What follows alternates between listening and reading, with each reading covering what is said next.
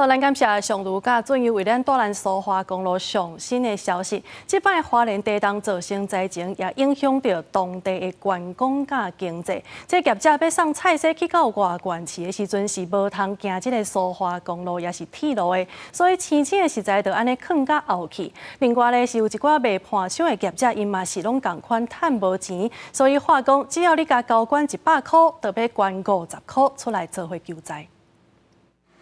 守伫店门口，这边看迄边看，一直看来看去，员工徛规步都是等袂着人起来。廉价整个差7、8成。年假进前拄着大地动，业绩落一半。即马外地人考虑安全甲交通，也暂时无来。花莲几啊间名产店生意零零清清，店内空空无半人，无看到观光客的踪影。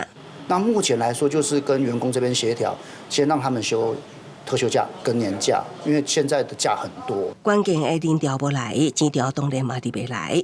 都惊要去抹度回温，当地北京名产甲盘手类店家串联算另类行销，只要民众消费100，业者就捐50块救灾。里面可能会扣掉必要的费用，刷卡手续费跟运费，然后我们的款项呢会捐给卫福部的一个账户以及花莲县政府的专户。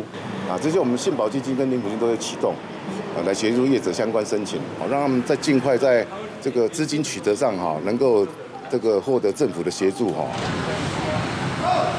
大批菜色水果装箱准备出货，不过受限苏花公路有条件开放通行，大卡车送货爱行南回高上北12点钟的路程，也让菜色水果卖相变差，怕被继续落3分之一冲击生活。因为我们的都是冷藏车，都是27吨的冷藏车，那冷藏货柜的冷藏箱啊，上火车板车以后会超过隧道的高度啦，所以没有办法走铁路运输。大地动算到花莲地区，道路建筑物都有起顶损害，经济上面也带来严重的打击。